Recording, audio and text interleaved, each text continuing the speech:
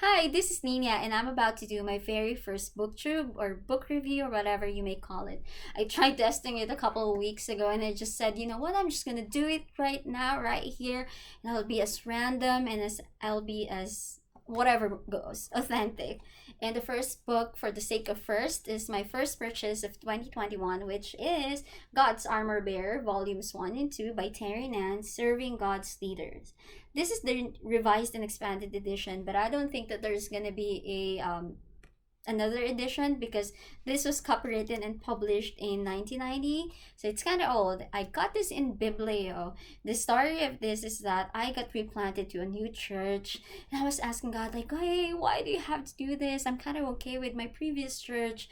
Why? Like, what? I know that it's for a purpose. And then all of a sudden, after Sunday service, I went straight to Robinson's Galleria. I got to Biblio, just picked this book, and I said, you know what? Maybe this is an answer. I just felt led to buy it. I went straight to National Bookstore, bought a pink marker, and then I went to Wildflower, get a glass of wine. Because I think, and I did, I could finish this in one sitting because it's a very thin book. So when I open it, it's a secondhand book, surprisingly, and the first owner is Pastor Craig.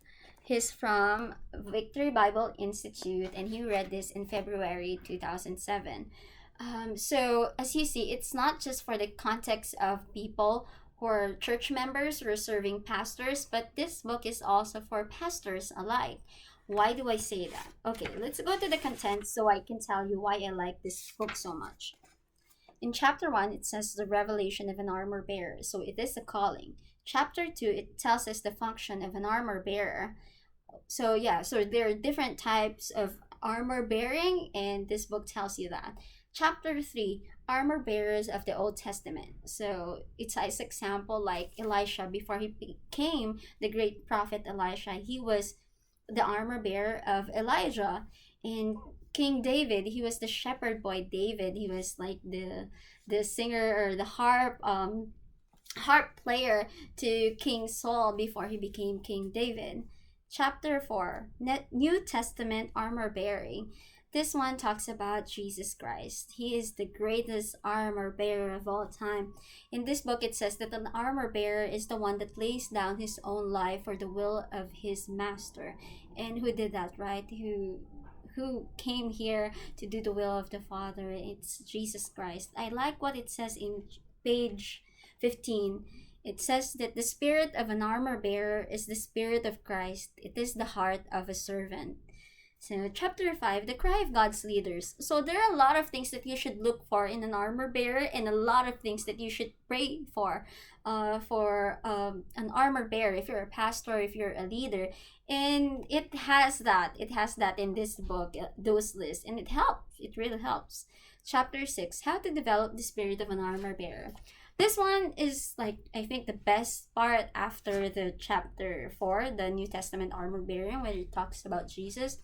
I like chapter 6 as in chapter 1 it says that it's a calling, right? But how do you develop that spirit? It's also the spirit of servanthood, but on a military term kind of way. And it applies to me because before, this is speaking out of ignorance. I like to do things big. Like, I always want to be on top. I want to be front and center. But what if God didn't call you to a new church to be a pastor? What if God calls you there to be an armor bearer? How do you develop that if you've been as stubborn as me for the past years? Like, I've been stubborn. Okay, anyway, so how do you develop that? I like that there's humility in it, and I also like that there's a promise.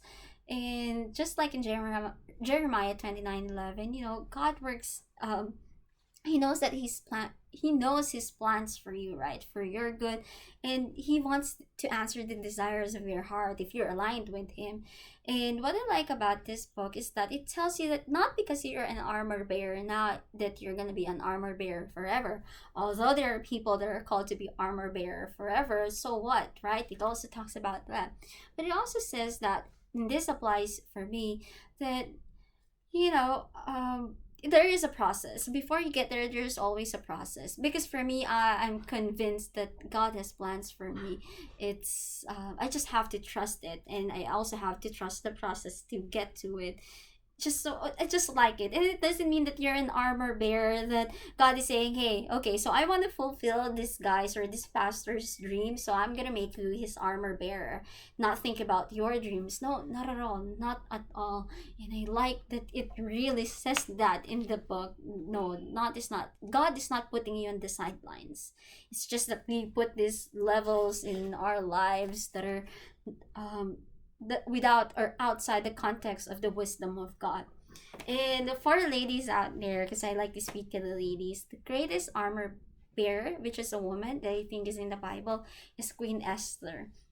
She's the armor bearer of Mordecai. Remember, it's Mordecai's plans all along. All these stuff, it's the great master plan, human master plan of that is Mordecai. She was armor bearing Mordecai. And then when Haman wants to annihilate the Israelites, Esther, armor bearer for the whole of Israel, for the Jews. She asked them to fast for her, and then she went there. It is not her will. If it's for her, she'll be like, no way. Like, come on. Like, I can be killed. Like, this husband that has not called me and has not showed any love or attention to me, you want me to just waltz in there? No, I can't do that. It's very scary. But, she acted as the armor bearer of the Jews, and then she went and God is with her, and so she won, and then she became a very powerful and a queen with a voice in that century, in that era. So I want to bless you with that. And I'll make it short. That's what I like about it. All of these examples, and I have already told you the table of contents. And I pray and I hope that you'll be blessed by it. And for all these armor bearers out there, I'm one of you. Jesus was one of us, and we'll get where he wants us to be in due time, in his perfect time. Shalom.